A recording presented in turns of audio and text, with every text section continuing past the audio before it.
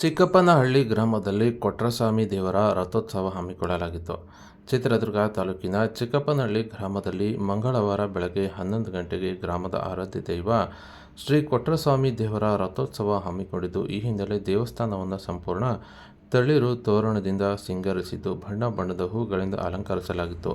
ಇನ್ನು ದೇವರನ್ನು ಪಲ್ಲಕ್ಕಿಯಲ್ಲಿ ಕೂರಿಸಿ ಮೆರವಣಿಗೆ ಮೂಲಕ ಕರೆತಂದು ವಿಶೇಷವಾಗಿ ಅಲಂಕಾರ ಮಾಡಿದಂತಹ ರಥದ ಮೇಲೆ ಪ್ರತಿಷ್ಠಾಪನೆ ಮಾಡಿ ರಥೋತ್ಸವಕ್ಕೆ ಚಾಲನೆ ನೀಡಲಾಯಿತು.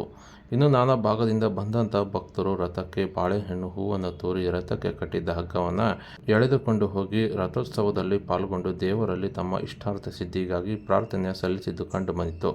ಅಷ್ಟೇ ಅಲ್ಲದೆ ಗ್ರಾಮದ ಯುವಕರು, ಪುಟಾಣಿ ಮಕ್ಕಳು ಈ ಒಂದು ರಥೋತ್ಸವದ ವೇಳೆ ಕುಣಿದು ಕುಪ್ಪಳಿಸಿ ಸಂತಸ ಪಟ್ಟಿದ್ದು ಕಂಡು ಬಂದಿದೆ.